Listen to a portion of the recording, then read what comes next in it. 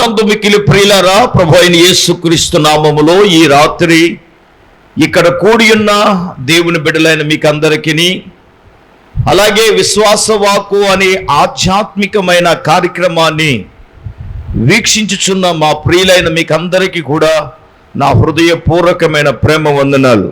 ఎలా ఉన్నారు? బాగున్నారా? మీరు బాగుండాలని తప్పక మానక ప్రతి ఉదయం 4:30 నుంచి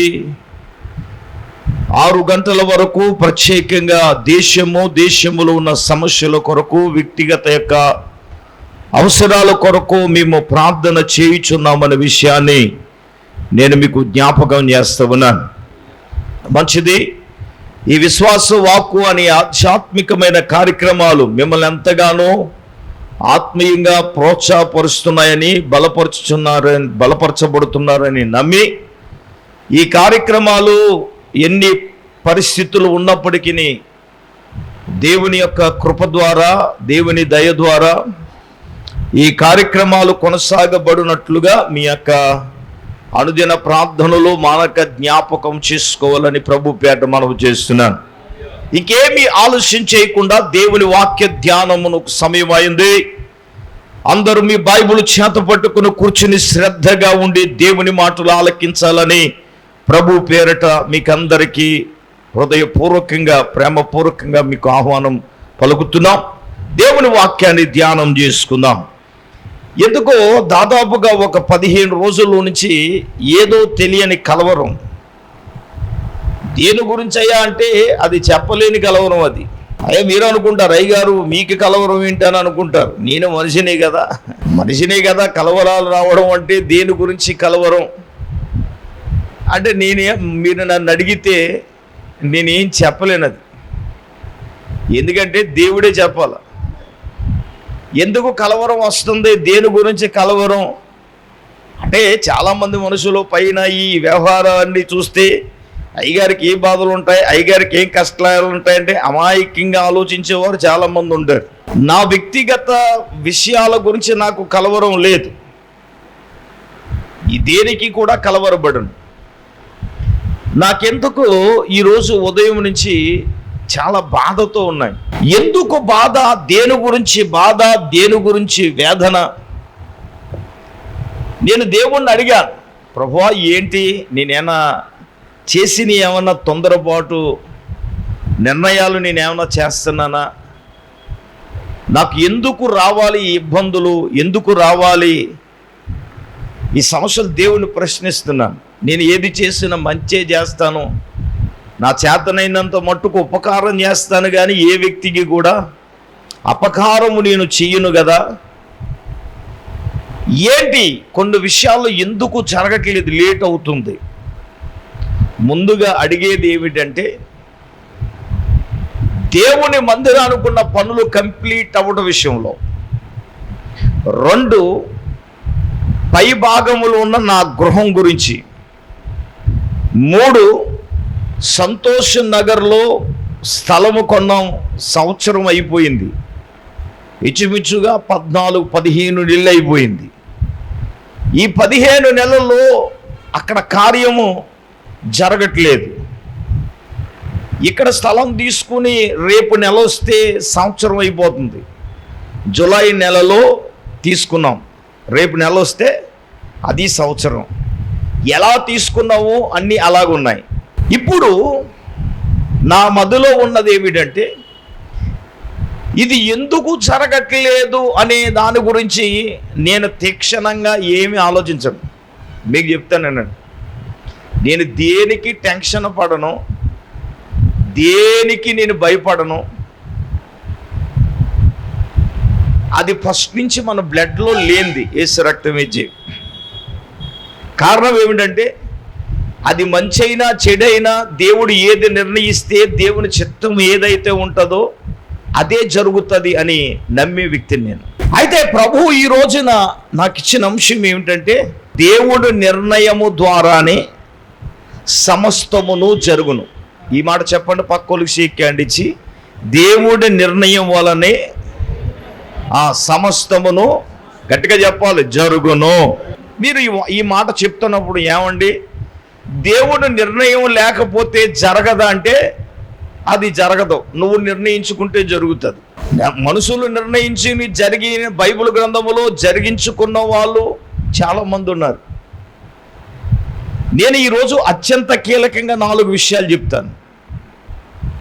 ఏమిటంటే, 1 పెళ్ళి, అందరూ చెప్పండి ఏంటి. 2 గర్భఫలం, చెప్పండి ఏంటి గర్భఫలం. 3 అలంకరణ. 4 అధికారం లేదా ఆధిపత్యం. 4 మాటలు చెప్తే మనకున్న సమయం సరిపోద్ది. 7 మాటలు చెప్పను, మీరు చాలా జాగ్రత్తగా వినాలి. మొట్టమొదటిగా కీర్తనల గ్రంథము 102వ కీర్తన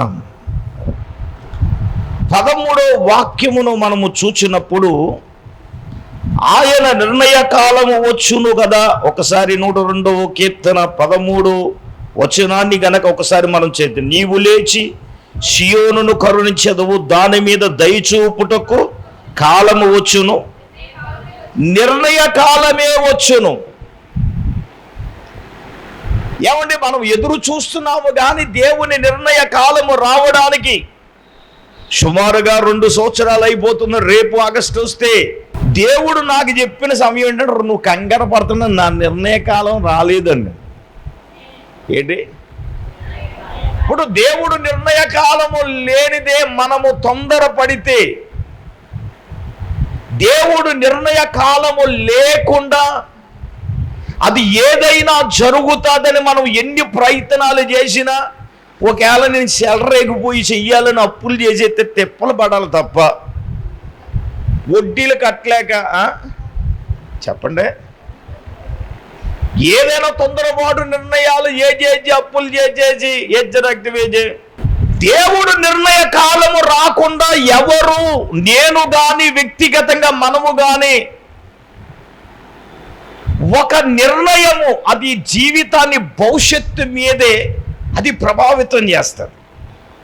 అది మంచి నిర్ణయమైనా చెడ్డ నిర్ణయమైనా నీవు తీసుకునే నిర్ణయము మీద నేను ఎప్పుడు చెప్తాను. అది యవనస్తులైనా కానీ, పెద్దలైనా కానీ, సేవకులైనా కానీ. సేవకులారా మీరు వింటే, మీరైనా కానీ, ఎవరైనా కానీ, మనము తీసుకునే మన నిర్ణయాల మీదే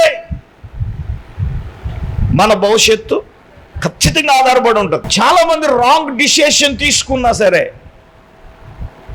కొంతమంది ఏంటంటే ఎదరు చెప్పినా సరే వినరు. మరి ఏంటి వాళ్ళ మతం ఏంటో నాకు అర్థం కాదు. కొన్ని సమయాల్లో లోక ఆకర్షణలు మనిషిని మోసం చేస్తాయి. 2 మన చుట్టుపక్కల వ్యక్తుల యొక్క ప్రభావితం మనల్ని ఏం చేస్తుంది, మనల్ని మోసపోయేటట్టుగా చేస్తారు. ఇది ఖచ్చితంగా మనం గమనించవలసిన విషయం. ఇది మీరు అనవచ్చు, ఏంటి సార్ దేవుడు నిర్ణయ కాలం వచ్చింది కదా.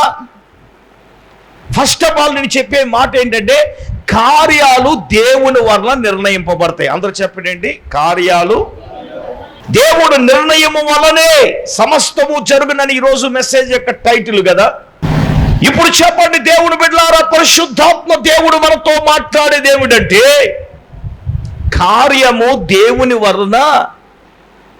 చెప్పండి, దేవుడు నిర్ణయించాలా, మనం నిర్ణయించాలా? నేను నిర్ణయించాలా, మనం నిర్ణయించుకోవాలా, దేవుడు నిర్ణయించుకోవాలా? అది నువ్వు బండి కొనాలన్నా, నూతన వ్యాపారం చేయాలనుకున్నా, ఇల్లు కట్టాలనుకున్నా, పెళ్ళి చేయాలనుకున్నా, వాహనం మార్చాలనుకున్నా, నీకున్న పాత వస్తువు తీసేసి కొత్త వస్తువు మాట్లాడతలేదేటి, మౌనం నశించునుగాక, నోళ్ళు తెరవబడునుగాక, కొత్త వస్తువు చెప్పండి కొనాలా? అది ఏదైనా కానివ్వండి, కార్యము దేవుని వల్ల నిర్ణయింపబడితే. అంతకే మరి డొక్కు మోటార్ సైకిల్ వేసి ఎందుకు తిరుగుతున్నాను? మొన్న ఆదివారం మా జాయింట్ సెక్రటరీ బర్త్డే అయింది. నేను సంతోష్ నగర్ ఆరాధనకి వెళ్ళాను. మా ఊరిని వెళ్దామని అన్నాను కానీ వాళ్ళు అర్జెంట్కి వచ్చేయండి అన్నారు. ఈ బండి వేసుకుని వెళ్ళిపోతూ ఉంటే వాళ్ళకి తెరాలు వేసి రక్తం, ఎందుకంటే ఇలా ఊగుతుంది. ఆ ఊగటం కోసం నేను స్ట్రైట్గా కాకుండా ఏంటి ఇలాగ పక్కగా కూర్చుని దాన్ని బోటెట్టి దాన్ని ఇలాగెలా తినకుండా, ఇప్పుడు ఫ్రంట్ అయితే కవర్ చేసేస్తాను, బ్యాక్ కవర్ చేయలేం కదా, దేవునికి స్తోత్రం. అది ఇలాగ తిరిగేస్తుంది. నాన్నగారు ఈ బండి మీద మీరు ఎలాగొచ్చారండి అన్నాను. మరి దేవుడు తీసుకొచ్చాడు వచ్చానన్నాను, దేవునికి స్తోత్రం. లేదబ్బాయి మార్చేయాలన్నా. అది నువ్వు నేను అనుకుంటే జరిగేది కాదు. చేతుల్లో లక్షలు ఖర్చు అవుతున్నాయి. ఆఫ్టర్ ఆల్ ఒక బండి మీరు అడగొచ్చు, ఏందయ్యా అయ్యగారు అని అంటే, మరి ఎందుకో మరి దేవుడు నిర్ణయించలేదు సార్. చాలామంది మా వాళ్ళు అదే ఒక్కొక్కళ్ళు ఏమీ లేకపోతే ఈ పాటికి 4 బండ్లు మార్చిన పాస్టర్లు ఉన్నారు, సెల్ ఫోన్లు మార్చిన పాస్టర్ గారులు ఉన్నారు. నేను ఒక విషయం చెప్తాను, సెల్ ఫోన్ అయినా సరే పాడైపోయే వరకు వాడతాను. స్తోత్రం చెప్పండి, గట్టిగా చెప్పండి, హల్లెలూయా. అదేంటో ఇది 1.5 సంవత్సరం ఫోన్ అయినా సరే సూత్తాకి ఎలాగుంటుందంటే కొత్త ఫోన్ లాగా ఉంటుంది. అలాగంటే వాడమని కదా వాడతాం. మన దైనందిన జీవితంలో దేవుడు మనతో మాట్లాడే విషయం ఏమిటంటే, కార్యము దేవుని వలన నిర్ణయించబడాలన్నప్పుడు దేవుని నిర్ణయమే జరగాలంటే ఈ రోజున ప్రభువు నాకు చెప్పిన మాట అంటే, ఒరే దేవుని నిర్ణయానికి నువ్వు అప్పగించుకో. అందరూ చెప్పండి ఏంటి? దేవుని నిర్ణయానికి అప్పగించుకో. ఇది పాయింట్ నెంబర్ 1 ఏంటంటే వివాహము. అందరూ చెప్పండి ఏంటి? వివాహం అంటే అర్థమైందిగా. మిమ్మల్ని అడగాలి కానీ, అయ్యగారు పెళ్లి చేసుకోకపోతేనే బాగుండండి బాబు. పెళ్లి చేసుకోవాలని చేసిన తర్వాత కాదు, మరి చేసే వరకు నువ్వు ఆగేవా? పిల్లు పిల్లు పిల్లు పిల్లు పిల్లు పిల్లు పిల్లు పిల్లు పిల్లు పిల్లు పిల్లు పిల్లు పిల్లు అయిపోయింది పెళ్ళి. నేను అందుకే పెళ్లి చేసుకుని రే ఇంక నీకు రోజు పెళ్ళి అని చెప్తాను, దేవునికి స్తోత్రం. ఏంటి మాట్లాడాడండి? ఆడు పెళ్ళి కొడుకు నవ్వుకుంటాడు, దేవునికి స్తోత్రం. ఆడికి అప్పుడు అర్థమవుతుందిలే అంటే, ఒక 2 ఏళ్ళు 3 ఏళ్ళు అయిన తర్వాత భర్త జాతకం భార్యకి తెలుస్తుంది, భార్య జాతకం భర్తకి తెలిసిన తర్వాత అదే దేవునికి ఒక పెద్ద స్తోత్రం చెప్పండి, చెప్పండి హల్లెలూయా. పాయింట్ నెంబర్ 1, వివాహములు దేవుని నిర్ణయము ద్వారానే జరగాలి. చెప్పండి ఏంటి? అందరూ చెప్పండి. పెళ్ళిళ్ళు లేదా వివాహాలు, చెప్పండి. వివాహాలు అయిపోయిన వాళ్ళు చెప్పొచ్చు, ఎందుకంటే మీకు అవ్వలేని వాళ్ళకైతే కొంత డౌట్, కానీ అయిన వాళ్ళు చెప్పడానికి ఏంటి అంటే, మీరు అయ్యారు అనవసరంగా చెప్పారు హెచ్చ రక్తం చెంది అనుకునే క్యాండిడేట్లు కదా హెచ్చ రక్తం వేసే, అంతే కదా. మరి నేను కాబట్టి వీడితో కాపురం చేస్తున్నానంటే తప్పదు, మరి అయిపోయింది కదా. ఏదో సొక్కాయి మార్చినట్టు మార్చేయలేంగా. అందుకే మరి ప్రమాణం ఏంటి? మరణం ఎడబాబు అని అంటే నేనేమంటాను, మన జీవితాంత కాలము వరకు ఏంటి దేవుని పరిశుద్ధ నిర్ణయము చొప్పున అని చెప్పి, దానికి ముందు జీవితాంత కాల నిర్ణయమునకు దేవుని పరిశుద్ధ నిర్ణయము చొప్పున కలిమికైనను మేలికైనను. చెప్పండి. కొంతమంది ప్రమాణం చేయనులు ఉన్నారు, ఏ రక్త విజయ్ మీరు చెప్పాలి మరి. కలిమికైనను లేమికైనను మేలికైనను కీడికైనను వ్యాధి యందును ఆరోగ్యమందును నిన్ను పోషించి సంరక్షించుకున్నటకై నా పెండ్లి భర్తనగా చేసుకున్నానని స్త్రీలు చెప్తారు, భార్యనిగా చేసుకున్న ఆయన్ని. ముందున్నది ఏంటి తెలుసా? మన జీవితాన్ని, పూర్వకాలం ఏమన్నా తెలుసా, మరణము మనలను ఎడబాబు. ఆ మాట నాకు పలకటం ఇష్టం లేక నేను ఏం చెప్తానంటే, ఇది మొదలుకొని నిరంతరం మన జీవితాంత కాలము వరకు. నేనేమంటానంటే, ఈరోజు వివాహాలు దేవుని వల్ల నిర్ణయించబడాలి. మనం ఆలోచించకూడదు. నేను అందుకే చెప్తాను, దేవుడు ఏది చెప్పినప్పుడు మానవ రీతిగా మనం ఆలోచించుకోకూడదు. అది దైవ నిర్ణయం అన్నప్పుడు కనిపెట్టి దేవుడు చెప్తే యూ కెన్ ప్రొసీడ్, అంతే. ఇప్పుడు ఈ వివాహములు అనేది మనకు ఇస్సాకు జీవితంలో జరిగింది. నేను క్లియర్గా చెప్తాను, మీరు అందరూ వినాలి. ఇస్సాకుకు యుక్త వయసు, వివాహ వయసు వచ్చినప్పుడు అబ్రహాం తన దాసుడైన ఎలియాజరుకు వివాహ బాధ్యతలు అప్పగించాడు.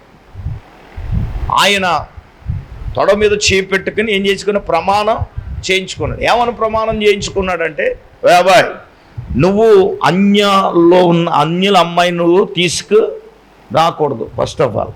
2, మా బంధువులలో ఉన్న అమ్మాయిని నీవు తీసుకురావాలి అని చెప్పి ప్రమాణము చేయించుకుని ఎలియాజర్ను ఎన్ని ఒంట్లండి? 10 ఒంట్లు. 10 ఒంట్ల మీద సామ్రాజ్యాన్ని ఇచ్చి పంపించాడు ఎలియాజర్.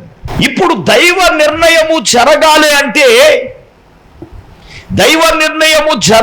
అంటే ఎలియాజరు చేసిన పని ఏమిటండి?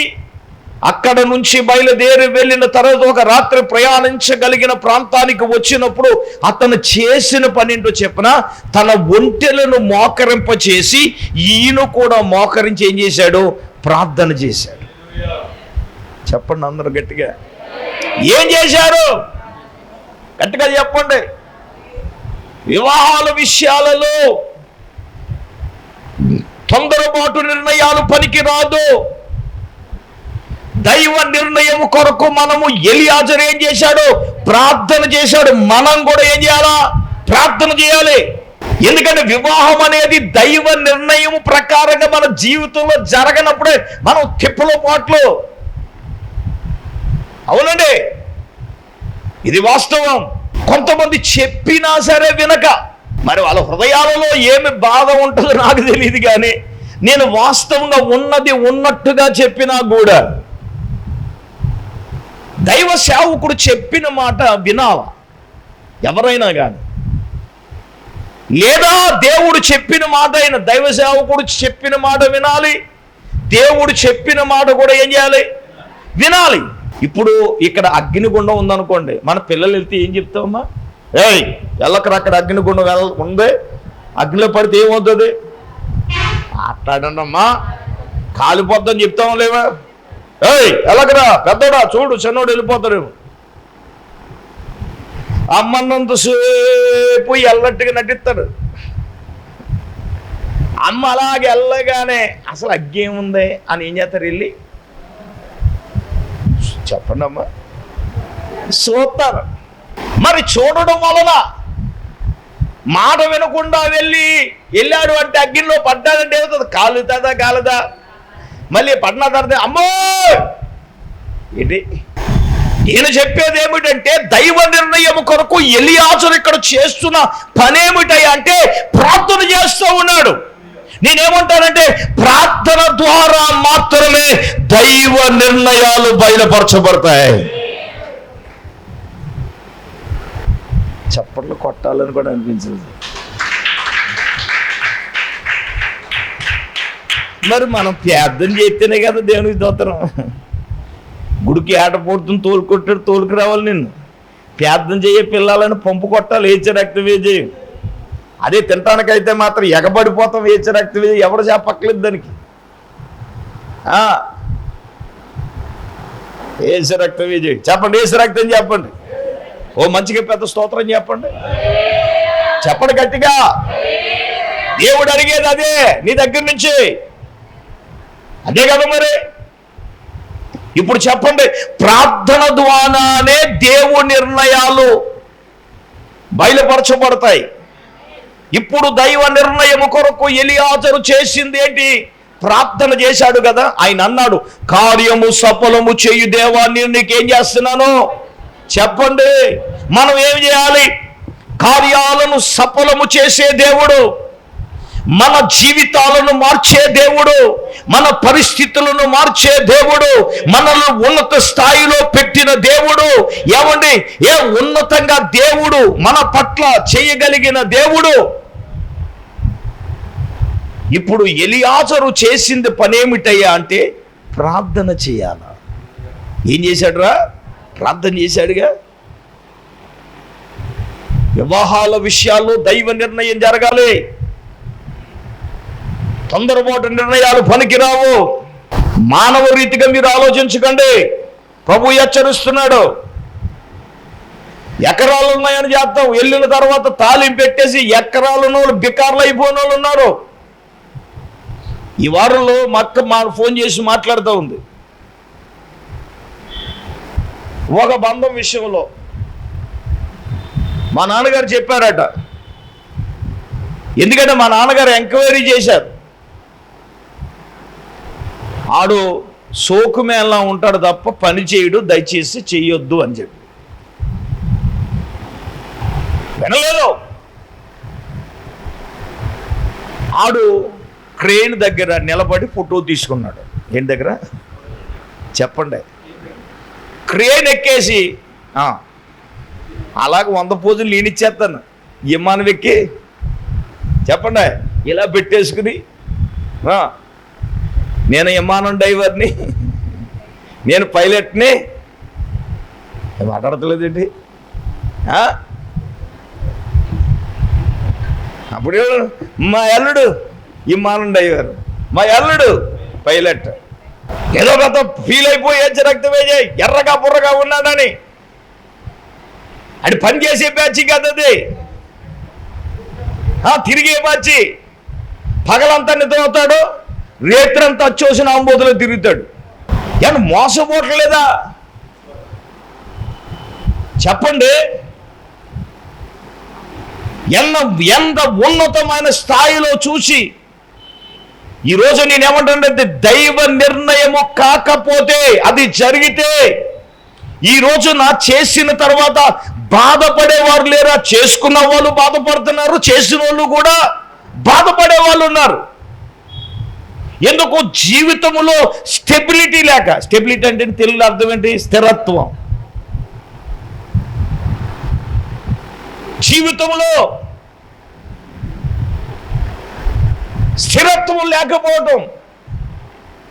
వాళ్ళ నిర్ణయాలలో స్థిరత్వాలు ఉండవు, వాళ్ళు చేసే పనిలో స్థిరత్వాలు ఉండవు, వారు మాట్లాడే మాటల్లో ఎవరి స్థిరత్వాలు ఉండవు. అప్పుడు జీవితాలు ఏమవుతాయండి? ఎలా అంటారా? ఇటువంటి వాడని తెలిసేసిండు వాళ్ళం కాదండి. ఏంటి మరి ఇటువంటి వాడు కాదని తెలియనప్పుడు, దేవుడే తెలియపరిచినప్పుడు నువ్వు ఆగాలి కదా నేననేది. ఇప్పుడు దేవుని మీద కోపగించి నువ్వు ప్రార్థన మానేసి దేవునికి మీద కోపగించి నువ్వు దేవునిలో బలహీనమైపోతే జరిగేది నువ్వు ఆత్మీయంగా నువ్వు దిగజారిపోతావు అంతే.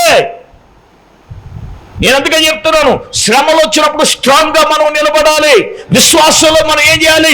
స్ట్రాంగ్గా నిలబడాలి. ఏమండి, ఎన్ని శ్రమలు వస్తే నిలబడ్డామండి?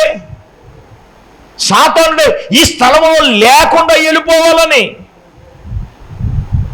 నేనైతే మా అత్తగారింటికి వెళ్ళిపోదాం అనుకున్నాను. దేవునికి స్తోత్రం చెప్పను, స్తోత్రం చెప్పరా? ఎందుకు చెప్పినప్పుడు మీరు కూడా ఎవరు లేరు మా పక్కన నిలబడే వాళ్ళు ఏచ రక్తం వాళ్ళే చూసుకుంటారు, వదిలేచ్చావు ఏచ రక్తం వేసేయం హల్లెలూయా. ఏం లేదు, అంత తెరిచిన పుస్తకం వేసే రక్తం వేసేయం చెప్పండి. ఇంట్లో వాళ్ళే చూసుకుంటారు. వాళ్ళు వచ్చి మందిరంలోనే ఒంట్లెట్టేస్తే మీరు మాట్లాడలేదు పెద్ద మనుషులు. మరి ఏం చేయాలి? అప్పుడు మేము వెళ్ళిపోవాలో బయటికి వెళ్ళిపోవాలో ఏం చేయాలో తెలియని పరిస్థితి. దేవుడు మాట్లాడితే దేవుడు విమర్శన ఎక్కడ ఉండరు, నువ్వు హెచ్చరక్తి వేజ పగ తీర్చుకుంటే నా పని దేవుని ఉగ్రతకే చెప్పండి. అంటే దాని అర్థం ఏంటంటే, సచ్చి సావేది నువ్వు సావరా, నీ సంగతి నేను చూసుకుంటాను అంటున్నాడు దేవుడు. అంతే. మరి నేను ఫస్ట్ స్టార్టింగ్కి వెళ్ళిపోతామంటే దేవుడిని సేవకు పిలిచాడు, నువ్వు ఎక్కడికి వెళ్తావు అన్నది ఇవిడి అల్లెలు. ఆ టైంలో ఓ పక్కన వాళ్ళ మాటలు అంటున్నా బాధ అనిపిస్తున్నా, నేను కూడా పొడిచాను ఇవిడిని చెప్పాలిగా. మరి నేను ఆనసైపోయినప్పుడు వెళ్ళిపోతానంటే నువ్వు దర్శనం పిలుపు గుడ్డు గంగలు బాస్ అన్నావు, నువ్వు హెచ్చరక్తం వేజాయి. అప్పుడు ఏం జరుగుతుందో చూసావా? ఎవరు దేవుడు సేవకు పిలిచాడు, మనం ఏం చేయాలా చెప్పండి? సేవ చేయాలి. అప్పుడుకి మా తాతగారు మా పోయేటప్పటికి పాకయ్య మందిరం ఇల్లు కూడా దారుణంగానే ఉంది. ఏసు రక్త వేచి వెళ్ళిపోతే హాయిగా మన ఫీలింగ్ ఏంటంటే, సైతం చెప్తున్నాను ఏంటంటే జాబు ఏంటి ఆవిడ వెంటనే జాబ్ వచ్చేస్తుంది. ఏసు రక్త వేచి ఏముంది, శనివారం వచ్చేసి శనివారం ఆదివారం సేవ చేసి వెళ్ళిపోతాం అని అంటే, ఒక ఆయన ఫోన్ చేస్తే ఆయన అన్నారు, ఆయన చక్కగా చెప్పారు, అడిగి అత్తవారింటికంట అండి చెప్పండి అమ్మా. ఎక్కడ మాట్లాడలేనైతే బుచ్చి మీకు హెచ్చరక్తమే వెళ్ళకూడదు అబ్బాయి అని చెప్పి ఆయన ఏమన్నాడంటే, ఒక అబ్బాయి ఇల్లు కొత్తలో 2 రోజులు అత్తగారు అల్లుడని బాగానే చూస్తుంది, 4వ రోజు నుంచి అత్తగారికి ఏమవుతుంది ఏమవుతుంది చెప్పండి? దూరంగా ఉంటే అల్లుడి మీద ప్రేమ ఉంటుంది, కానీ దగ్గరుంటే ఇప్పుడు దూరంగా ఉన్నాం కాబట్టి మా అల్లుడు కష్టపడిపోతుంది, మా కూతురు అదే కష్టపడిపోతుంది, చాలా ప్రయాసపడుతుందని మారు మనసు పొందుకుని అప్పుడప్పుడు పేరెక్కన వచ్చి కాంతో కొంత కానికెత్తుంది యజ్జరక్త విజయం. స్తోత్రం చెప్పండి హల్లెలూయా. అదే కనుక అప్పుడు నాకు సినిమా చూపించాడు ఆయన. దేవునికి స్తోత్రం. ప్రభువా నన్ను క్షమించిన ఆయన, నువ్వు నన్ను సేవకు పిలిచావు కాబట్టి కష్టమైన, నష్టమైన, బాధ అయిన, ఇబ్బంది అయిన, ఇరుకైన ఏదైనా నిజమండి. ఈరోజు నేను అంటున్నాను, దేవుడి నిర్ణయం కొరకు వివాహం విషయంలో ఎలియాజరు ప్రార్థన చేస్తే చూడండి, ఆదికాండ గ్రంథం 24వ అధ్యాయము 50వ వచనాన్ని చదవండి. ఆదికాండము 24వ అధ్యాయం 50వ వచనం. లాభాలు బెతేలు చెప్పండి. వివాహము ఇది ఈ వివాహము ఎవరి వల్ల కలిగింది? ఇది యెహోవా వలన కలిగినది. ఇది ఎవరి వల్ల కలిగిన కార్యం? మాట్లాడాలి, గట్టిగా మాట్లాడండి. ఇది దేవుని వలన కలిగిన కార్యం. అంటే నేనేమంటాను, ఇప్పుడు ఇస్సాకు రెబెకాల యొక్క వివాహము దేవుని నిర్ణయము ద్వారా దేవుని వలన కలిగిన కార్యం. అది అదవుతుందండి. నా పిల్లల విషయంలో మా తాతయ్య గారు, ఒకటి ఈతకోట, 2 గోపాలపురం పక్క పక్కనే. ఒకరేమో మోటూరు వారు, ఒకళ్ళేమో ఆకులు వారు. దేవునికి స్తోత్రం. మోటూరు వారైతే బ్లాక్ అండ్ వైట్, ఏసు రక్త బీజం. ఎందుకో నిన్న సందర్భంలో మాట్లాడితే కూడా ప్రస్తావన వచ్చింది. ఇక్కడ చూసుకున్నారు, అప్పటికి ఇక్కడ 2 పాకలే. అక్కడికి వెళ్ళారు, అక్కడ ప్లాస్టింగ్ లేని ఇల్లే. క్యాలిక్యులేషన్ వేసేచ్చారు ఏసు రక్త విజయాలలోయ. వీళ్ళు మా స్టేటస్కి పనికిరాదండి ఏసు రక్త విజయం. హల్లెలూయ. ఇప్పుడు రమ్మనండి, మా స్టేటస్కి వెళ్ళి పని చేస్తారా ఏసు రక్త విజయం అనేసిందిలేండి ఆవిడ. ఏసు రక్త విజయం నేను అనేసాను, ఏసు రక్త విజయం ఆవిడతోటి. మనకి అంత డైరెక్టే. ఏ అమ్మాయి నువ్వు చూసావు కదా, నువ్వేమనుకున్నా చూసేవా? దేవుడు మిమ్మల్ని చాలా ఆశీర్వదించాడు. ఏసు రక్త విజయం చెప్పండి గట్టిగా హల్లెలూయ. దైవ నిర్ణయానికి తల ఉంచడం అంటే దేవుని ఏర్పాటు విషయంలో నేను రెండిట్లకి వెళ్ళా. కానీ పాప మా ఇద్దరు పెళ్లి కూతురుని చూసిన తర్వాత, ప్రభా నువ్వు మమ్మల్ని తప్పించావు తండ్రి, నీకు స్తోత్రం అన్న. ఎందుకంటే 2 బ్లాక్ క్యాండిడేట్లు వేసి రక్తం ఇచ్చి. హల్లెలూయా, గట్టిగా చెప్పండి. మరి దైవ నిర్ణయము, దేవుని ఏర్పాటు అక్కడ ఉండగానే నేను ఇక్కడ కొన్ని విషయాలు మీకు చెప్పాలి. వాళ్ళ ఆత్మీయతను, దేవుని సేవను చూచారు, కానీ అలనాడు వారు వివాహ విషయములో ఏమంటే ఆత్మీయతను, దైవిక సేవను, దేవుని సేవను చూచారు, కానీ ఏమంటే ఆవిడ బాధపడవలసిన పనే వచ్చిందంటే దర్జాగా ఉండొచ్చు ఏసు రక్త విజయం కదా. మరి నేనేమంటానంటే దేవుని సేవ చేయటమే దైవ నిర్ణయము, దేవుని ఏర్పాటు.